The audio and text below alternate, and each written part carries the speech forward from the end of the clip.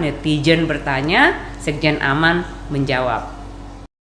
Salam Nusantara, Adil Kak Talino, Mbak Curamin, Kak Saruga, Mbak Sengat, Kak Jubata. Sampurasun. Halo Sobat Nusantara, kembali lagi di sini kita akan bersama-sama. Kita bertemu lagi dalam episode keempat dari Netizen Bertanya, Sekjen Aman menjawab. Setelah kita libur Lebaran kemarin dan juga libur Paskah, kita akan melanjutkan menjawab beberapa pertanyaan-pertanyaan yang sudah masuk di kami. Nah, sebelum kita lanjut, saya ingin mengingatkan sekali lagi dan tidak akan bosan saya mengingatkan teman-teman untuk tetap menjaga diri karena pandemi ini belum berlalu. Jangan lupa yang punya akses untuk vaksin dan layak untuk vaksin, segera vaksin ya. Ini penting untuk melindungi bukan hanya diri kita, tetapi juga khususnya melindungi orang-orang terkasih di sekitar kita. Saudara-saudara kita, orang-orang tua kita, kawan-kawan kita, guru-guru kita, dosen-dosen kita, dan siapa saja yang akan berinteraksi dengan kita. Oke, kita akan mulai menjawab satu persatu ya. Pertanyaan pertama saya baca ya, dari Saudara Hari. Pertanyaannya begini. Apakah tidak ada peraturan yang menjamin masyarakat adat hidup dengan tenang dengan segala kepercayaannya? Semisal kejadian penutupan makam akur masyarakat adat Sunda Wiwitan beberapa waktu lalu. Baru ketika ramai di medsos oleh netizen, pemerintah seakan baru melek. Termasuk perihal Gunung Liman yang kemarin juga sempat ramai. Giliran ramai, pemerintah sempat baru ngeh.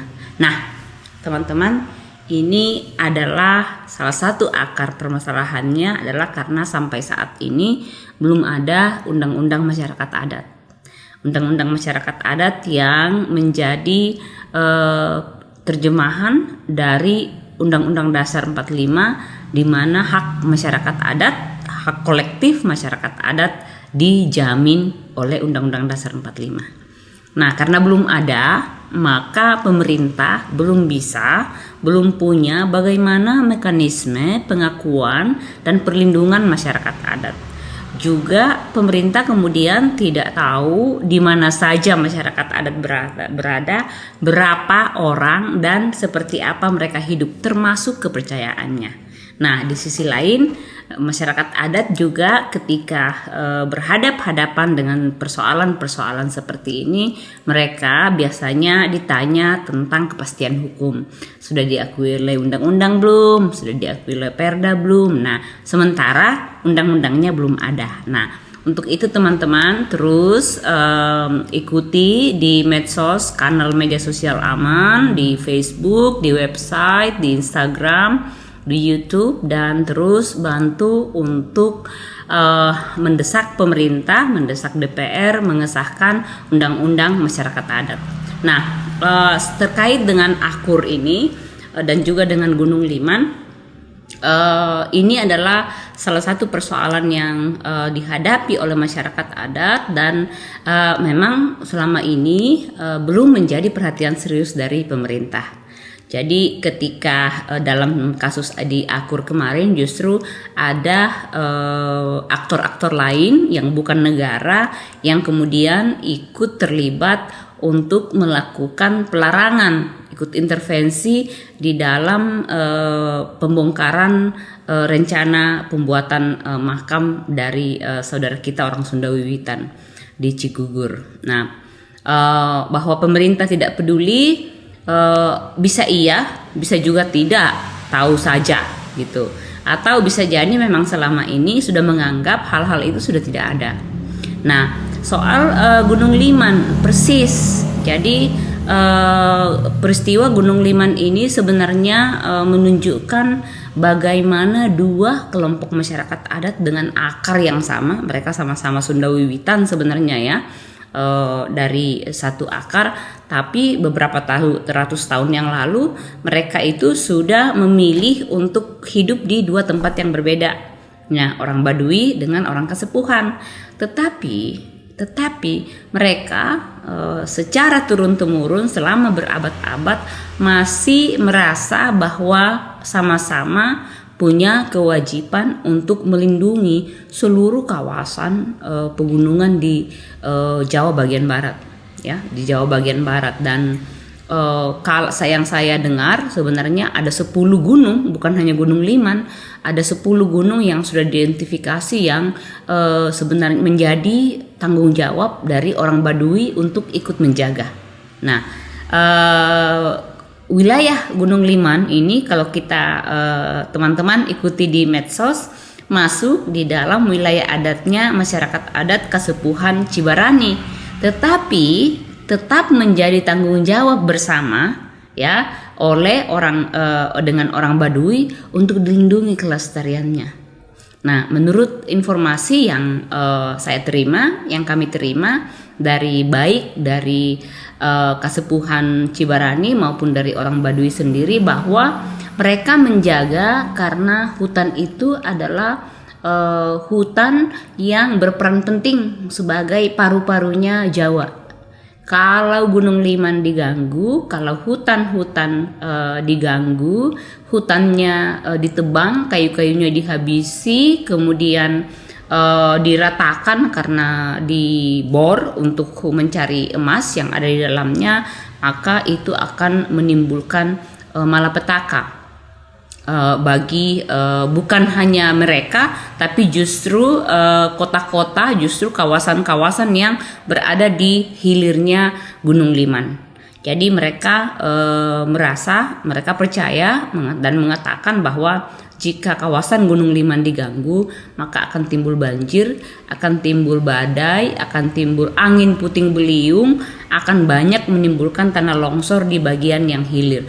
Jadi sebenarnya orang Baduy dan orang Kasepuhan justru bukan hanya menjaga wilayah adat mereka sendiri, tapi mereka menjaga seluruh kawasan Jawa bagian barat. Jadi demikianlah situasi yang perlu kita semua ketahui, sehingga kita harus terus-terus mendukung masyarakat adat untuk melindungi wilayah adatnya, melindungi hutan, melindungi sungai-sungai, melindungi laut, melindungi bumi kita bersama. Kita teman-teman netizen dimanapun berada, baik di kota maupun di kampung, kita semua bersaudara. Kita semua punya satu rumah, yaitu Ibu Bumi, dan kita semua harus menjaganya. Jadi netizen semua, kawan-kawan Sobat Nusantara, mudah-mudahan ini akan bisa membantu kita memahami tentang situasi masyarakat adat, khususnya orang Baduy dan orang Kasepuhan, dan peran masyarakat adat dalam menjaga bumi bagi kelangsungan kehidupan umat manusia. Demikian juga dengan kejadian Akur, mereka yang punya kepercayaan yang masih diwariskan oleh leluhur kita dari dahulu kala dan masih hidup sesuai dengan warisan leluhur itu. Nah, demikian dari saya untuk pertanyaan nomor 1 ini. Nah, teman-teman, kita akan menjawab pertanyaan kedua dari Alfa tentang tuak. Nah, pertanyaannya adalah soal tuak. Apakah tuak itu hanya diminum dan disuguhkan saat acara adat saja, atau memang jadi minuman keseharian masyarakat adat? Nah, teman-teman, saya punya tamu spesial hari ini, kawan kita, Kakak Mina Susana Setra. Mina ini adalah sahabat saya sudah 20 tahun, dan Mina adalah orang Dayak Pompang, dan punya tradisi di seluruh Indonesia. Saat ini masyarakat adat yang paling kuat tradisi tuaknya adalah orang Dayak. Nah, Mina, tuak itu apakah memang hanya untuk ritual, untuk acara adat, atau minuman keseharian? Kalau saya sebagai orang Dayak ya, saya mau bilang tuak itu sebenarnya bisa dibilang minumannya para leluhur itu. Ya, karena keseluruhan siklus kehidupannya orang Dayak, terutama di semua ritual-ritualnya, itu mengharuskan adanya tuak. Dulu sempat kita pernah pergi ke hutan, terus kelupaan bawa tuak. Terus saya bilang bisa kita ganti dengan yang minuman lain nggak? Mau nggak? Tertawa itu teman-teman masyarakat adat di kampung bilang, oh nggak mungkin, itu bukan minumannya para leluhur, pasti mereka nggak mau itu. Artinya tuak itu adalah cara berkomunikasi dengan leluhur. Cara berkomunikasi, berterima kasih, menunjukkan apresiasi kita pada para leluhur. Jadi semua, ya karena kita semua pasti asalnya dari leluhur kan, jadi kita harus terus menghormati mereka. Kebagian dari menghormati diri sendiri dan menghormati sejarah kita. Betul, makanya setiap kali kalau orang mau minum tuak itu mesti dituang dulu di tanah sebelum kita minum. Apa namanya itu? Cumpale, bukan? Bukan, saya nggak tahu namanya kalau di apa ya. Tapi sebelum minum tuak. Jadi sebelum kita minum untuk kita sendiri gitu, kita harus tuangkan dulu. Karena utamakan kasih leluhur dulu, baru kita bagi jatah kita gitu. Jadi dia biar nggak apa ya, biar nggak pamali. Biar nggak pemali. Biasanya kalau kita lupa, selalu ada kejadian tuh, entah tuak satu ceret tumpah atau apa begitu, biasanya ada gitu tuh. Karena leluhur mengambil sendiri bagiannya. Betul. Jadi kalau tidak ditumpahkan sedikit, dia ambil bisa lebih banyak. Itu yang menarik. Tapi tuak itu kapan dibikin, Min? Tuak itu sejak dari zaman dulu ya, dari zaman nenek moyang berapa turunan lah saya. Waktu semua rumah adat di Kalimantan itu masih rumah panjang, itu tuak tuh sudah dikenal. Nah, di awal-awal memang dia memang di awalnya memang minuman sosial, tapi kemudian dia juga sangat menjadi minuman ritual ya. Jadi dia zaman dulu itu kalau ada anak lahir, nah orang tuanya itu akan bikin tuak dan ditaruh dalam tempayan, dan tempayan itu dikuburkan di dalam tanah. Selama sampai anaknya menikah. Jadi mereka mempersiapkan pesta minuman terbaik untuk anaknya itu ketika menikah. Jadi pas anak lahir mereka udah memprediksi, oh nanti anak saya menikah, saya mau kasih tuak yang terbaik. Jadi mereka waktu anak lahir mereka bikin berapa gentong gitu dalam tempayan, mereka kuburkan.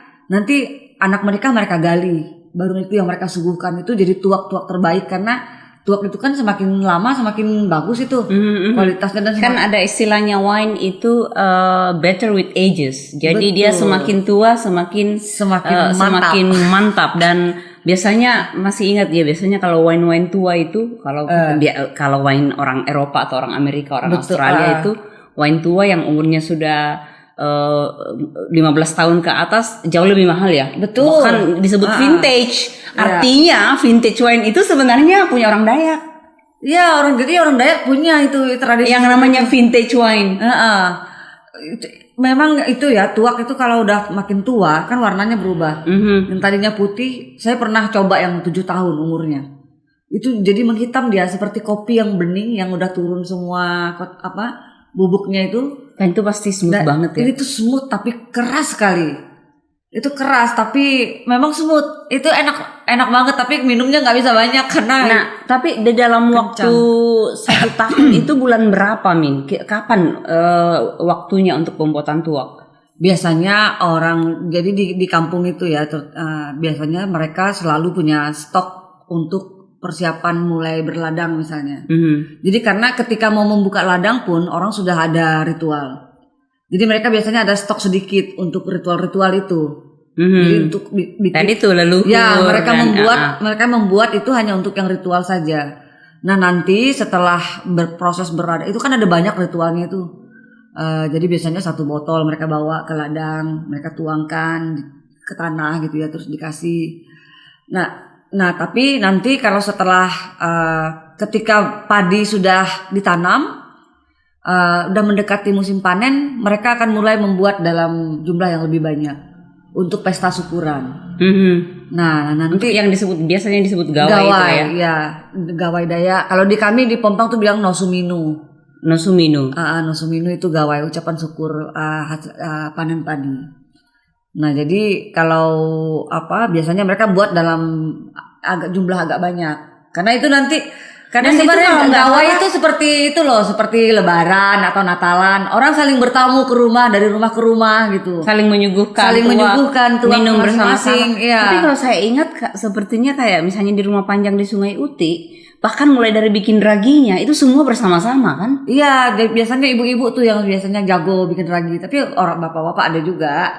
Nah, biasanya mereka bikin ragi bersama, tapi ada juga yang memang khusus dia bikin ragi sendiri. Makanya tuak-tuak itu beda-beda, setiap orang yang membuat beda rasa tuaknya.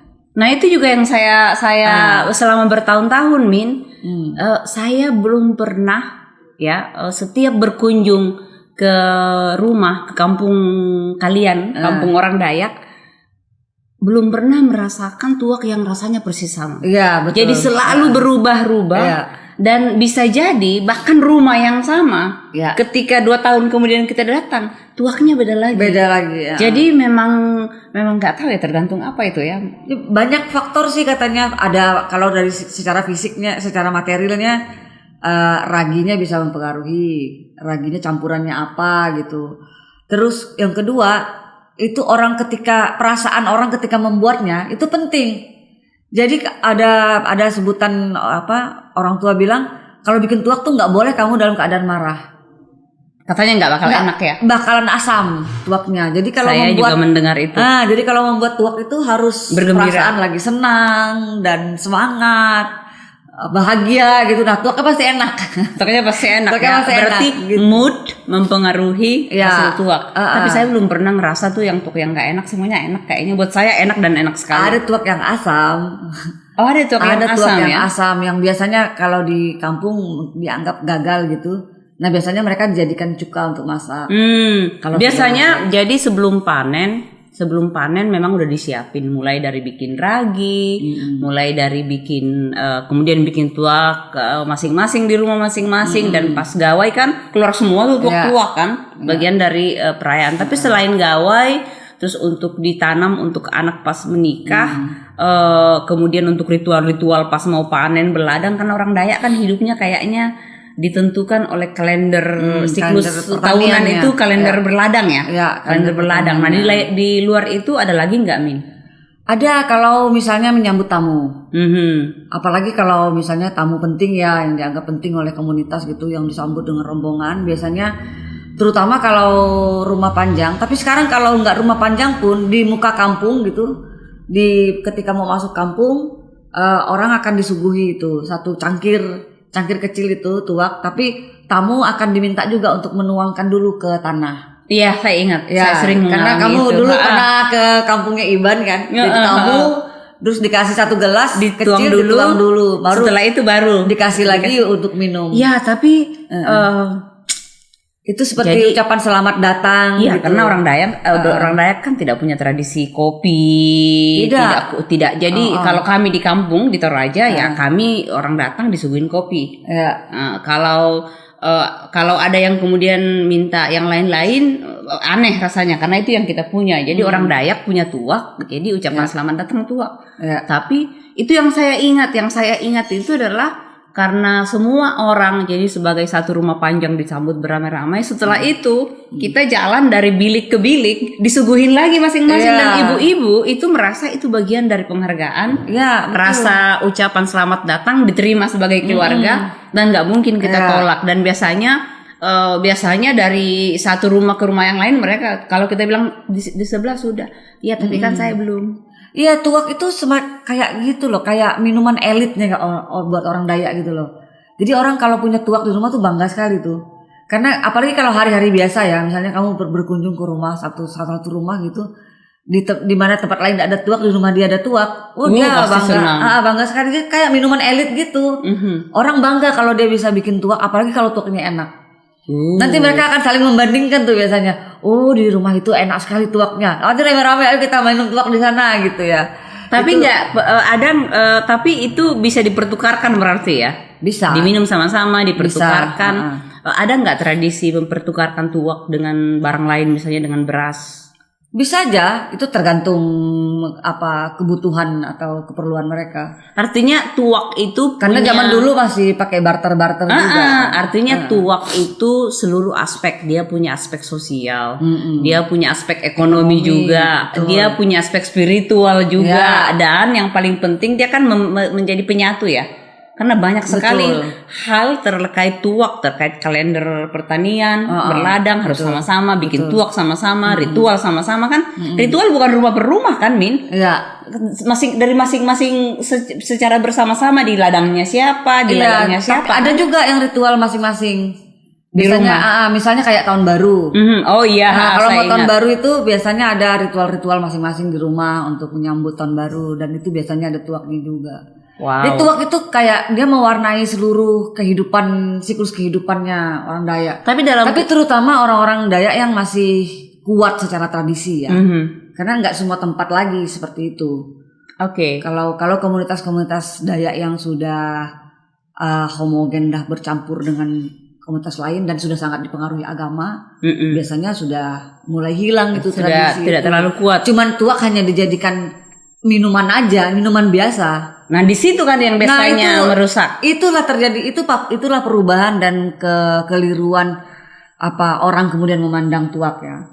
Jadi orang kadang-kadang melihatnya jadi dari sisi negatif karena itu yang muncul. Karena situasinya begitu. Jadi orang-orang yang sudah tidak kuat lagi tradisinya, jadi dia minum tuak hanya untuk sosial aja. Hanya untuk minum aja gitu. Ya. Sementara sebenarnya tuak itu punya makna yang jauh lebih dari sekedar hanya minuman sosial. Dan belum tentu dibuat sendiri, bisa jadi dibeli kan? Iya, nah biasanya beli itu. Nah, artinya tuak ketika dia masih dengan akarnya, akar budayanya berada di wilayah adatnya, ya diproduksi oleh masyarakat adatnya. Sesuai dengan tradisi dan pengetahuan leluhur itu, disitulah tuak itu masih masih utuh fungsi-fungsinya tadi itu, fungsi spiritualitasnya, ekonominya, sosialnya, budayanya, macam-macam. Nah, teman-teman netizen khususnya kawan Alfa, makasih banyak pertanyaannya, ini luar biasa ya. Dan terima kasih Kakak Mina. Saya tidak percaya diri untuk bicara sendirian tentang tuak ini karena saya tahu ada ahlinya, dan kawan saya, sahabat saya, saudara saya Mina yang saya undang hari ini khusus. Mina adalah Deputi Sekjen Aman untuk urusan sosial budaya. Jadi urusan tuak, urusan tradisi, urusan tari-tarian, urusan seni, itu urusan Mina. Dan kebetulan Mina lahir dari bangsa yang punya tradisi tuak ya. Wilayah adatnya adalah yang menjadi rumah dari tradisi membuat tuak. Nah, Mina, makasih banyak Mina.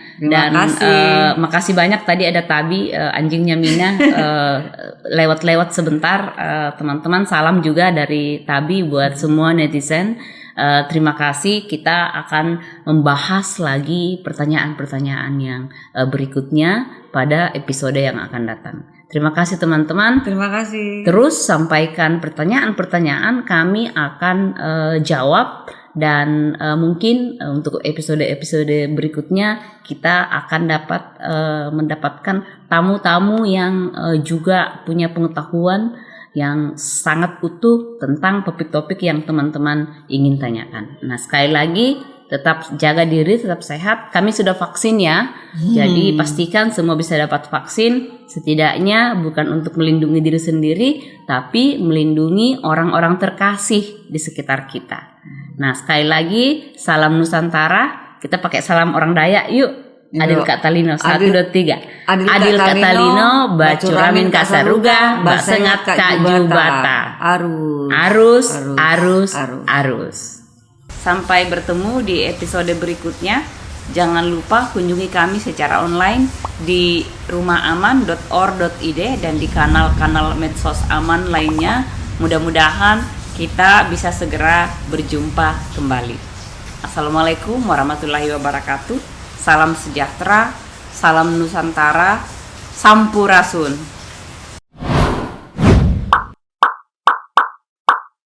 Netizen bertanya, Sekjen Aman menjawab.